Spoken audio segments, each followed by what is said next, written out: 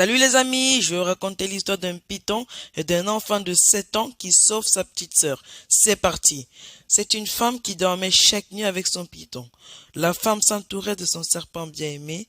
Comme elle dormait sur le ventre, son python s'étalait tout le long de son corps, de la tête aux orteils. Quelque temps après, elle remarque que quelque chose n'allait pas bien chez le python, car il a soudainement cessé de manger. La femme était inquiète et a amené son animal chez le vétérinaire pour voir pourquoi il refusait de manger pendant un certain temps. Le vétérinaire lui a demandé si elle dormait avec son python. Elle a dit que c'est le cas. Et elle a été choquée par ce qu'a dit le vétérinaire à la suite.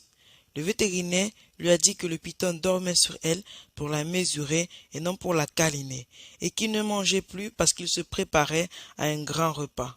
Il se préparait à la manger. Bref les amis, la morale de cette histoire est de toujours être prudent et attentif à ceux qui nous entourent.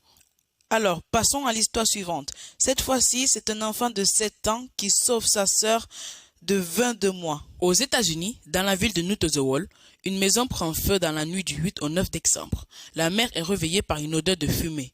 Les 2 parents ainsi que 2 de leurs 3 enfants sortent à temps. Une reste à l'intérieur, âgée de 22 mois. Les parents ont essayé de pénétrer par la fenêtre pour sauver leur fille de 22 mois coincée dans sa chambre.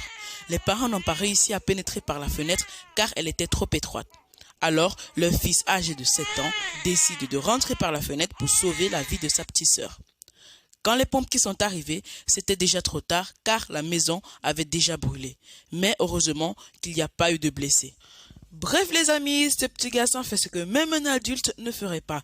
Bref, là je vais vous passer avec un petit journal télévisé qui a été traduit en français. Mi-décembre dernier, Chris et Nicole Davidson, ainsi que leurs 3 enfants, Ellie, Elijah et Erin, passaient une nuit des plus ordinaires. Après le repas du soir, tout le monde est allé se coucher vers 20h30, un peu comme d'habitude. Quelques heures plus tard, une mauvaise odeur de brûlé a réveillé Nicole, la maman. Mais c'était trop tard, car avant même de réaliser ce qui se passait, la maison avait déjà pris feu. Malgré que les parents aient réussi à sauver leurs 2 garçons, Elijah âgé de 2 ans et Ellie adoptée par la famille depuis près d'1 an. Malheureusement, le feu avait envahi la chambre d'Erin, âgée de 22 mois, qui est restée bloquée seule à l'intérieur de la maison. Il y avait tellement de fumée et de feu qu'il était impossible d'atteindre la fillette. Chris et Nicole ont essayé de pénétrer par la fenêtre, mais il n'y avait aucun moyen d'y parvenir, c'était trop étroit.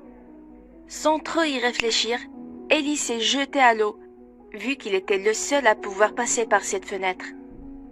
Le petit garçon a pris son courage à 2 mains, puis il s'est introduit dans la chambre de sa petite sœur, et a pu l'attraper alors qu'elle pleurait toute seule dans son berceau. Lorsque les secours sont arrivés, c'était trop tard.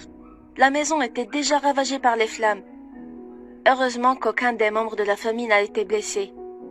Le petit Ellie a avoué avoir eu peur, mais il s'est dit qu'il ferait n'importe quoi pour sauver sa petite sœur. Un acte très courageux dont les parents sont tellement fiers. Cependant, plus de maison, ni de travail à cause du Covid-19. La famille Davidson a tout perdu. Mais l'acte héroïque d'Ellie a fait la une des journaux, ce qui a permis aux Davidson de recevoir des dons de biens ménagères, de vêtements et de jouets. Aujourd'hui, la famille devrait tout recommencer à zéro.